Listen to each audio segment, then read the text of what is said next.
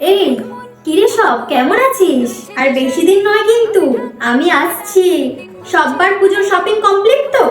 আমারও প্রায় সবই কমপ্লিট, শুধু নেল এক্সটেনশন আর পেডিকিউরটা করাতে হবে। এই হতচ্ছাড়াগুলো, এবারে ভোগে ভেজ বিরিয়ানি বানাবি। ওই খিচুড়ি, লাবড়া, পোলাও, ফ্রাইড রাইস খেয়ে খেয়ে মুখ একবার চড়া পড়ে গেছে আমার।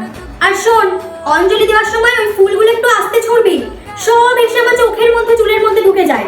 হেয়ার স্ট্রেটনিং করিয়েছি, একটু যদি খারাপ হয়েছে না, একটারও মনস্কামনা পূর্ণ করবো না। কার্তিকটা বলছিল এবছর যাবে না, ওর পুজোর পরে না কিছু একটা পরীক্ষা আছে।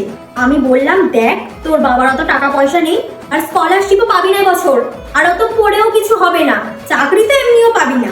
তার থেকে মরতে চল, সুন্দর সুন্দর দামি দামি প্যান্ডেল হচ্ছে, যে কোনো একটাতে গিয়ে বসে পড়লেই হলো। তারপরে 4-5 দিন একেবারে নিশ্চিন্ত। এই মিনসেগুলো, ফেরার সময় মুখের মধ্যে ঠেসে ঠেসে অত সন্দেশ দিবি না।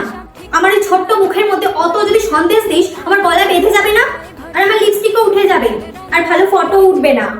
চল সবাই টাটা, খুব তাড়াতাড়ি আসছি আমি।